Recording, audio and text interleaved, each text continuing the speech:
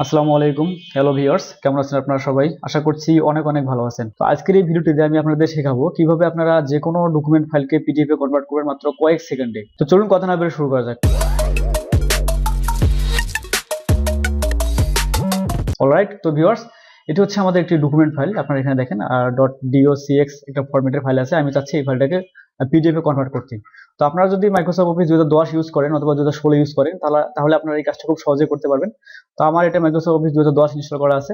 তো আপনারা এটাকে যদি পিডিএফ করতে চান তাহলে প্রথমে আপনারা আসবেন ফাইলে। তো ফাইলে আসার পরে এখানে দেখেন সেভ অ্যাজ নামে একটা অপশন আছে। আপনারা এখানে ক্লিক করবেন।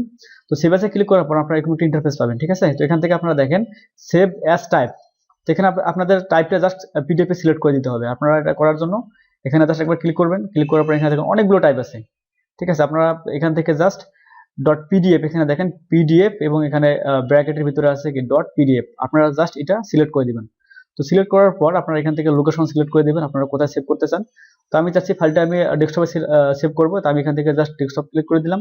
তো ডেস্কটপ সিলেক্ট করার পর আপনারা দেখেন আপনাদের এখানে তারপর ফাইল নাম দিতে হবে একটা। তো আপনারা চাইলে আপনাদের আগে যে ফাইল নামটা ছিল সেটা রাখতে পারেন অথবা এটা এখানে চেঞ্জ করে দিতে পারেন। তো আপনারা এখান থেকে সেভ অ্যাজ টাইপটা সিলেক্ট করে জাস্ট সেভে ক্লিক করবেন। দেখে আমাদের এটা পিডিএফ হলো কিনা।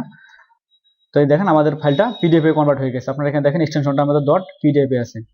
তো অলরাইট, তো ভিউয়ার্স, আজকের ভিডিওটা এই পর্যন্তই। ভিডিওটি যদি ভালো লাগে থাকে অবশ্যই ভিডিওতে লাইক দিবেন, চ্যানেলটি সাবস্ক্রাইব করতে ভুলবেন না এবং পাশে থাকা বেল আইকনটি বাজিয়ে দিবেন।